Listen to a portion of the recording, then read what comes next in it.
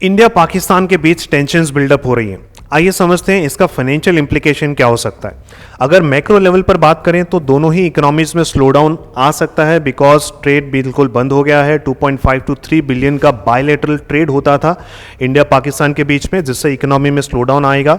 Then currency में depreciation हो सकता है, अभी तक नहीं हुआ है, ऑल्दो वोलेटिलिटी काफ़ी बढ़ गई है, पर अभी तक currency depreciation against major currencies like USD अभी तक नहीं हुआ है। अगर टेंशन्स और बढ़ती हैं तो हो सकता है इन्फ्लेशन बिल्कुल ऊपर जा सकता है, बिकॉज जो ट्रेड रूट्स हैं वो बंद हो जाएंगी, राइट। जो सप्लाई चेन्स है वो डिस्टर्ब हो जाएंगी, जिस वजह से एसेंशियल कमोडिटीज़ की प्राइसेस बढ़ सकती हैं एंड फिस्कल प्रेशर बिल्डअप होगा गवर्नमेंट के ऊपर। वो डेवलपमेंट इनिशिएटिव से पैसा निकालकर डिफेंस के ऊपर अब खर्चा करने लग जाएगी। उसके बाद अगर फाइनेंशियल मार्केट्स की बात करें तो इस पर एक सेल ऑफ्स होना चाहिए था, अभी तक नहीं हुआ, बिकॉज हमने एक ऐसा प्रेसिडेंट पहले भी देखा है, तो मार्केट को पता है ये चीज़ ऑलरेडी फैक्टर इन हो गई थी, इसीलिए अभी तक मार्केट में कोई बड़ा सेल ऑफ देखने को नहीं मिला है। पर हालांकि वॉलेटिलिटी काफ़ी बढ़ चुकी है।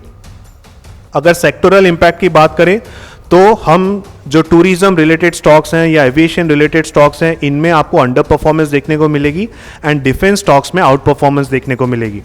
फॉरेन इन्वेस्टमेंट्स की अगर बात करें तो फॉरेन इन्वेस्टर्स का सेंटिमेंट अभी तक तो बिल्कुल स्टेबल है, पर अगर ये कन्फ्लिक्ट लंबी चलती है, प्रोलॉन्ग कन्फ्लिक्ट के चलते इन्वेस्टर्स का सेंटिमेंट बिगड़ सकता है एंड वो अपना पैसा विड्रॉ कर सकते हैं, जिसकी वजह से मार्केट में और गिरावट आ सकती है।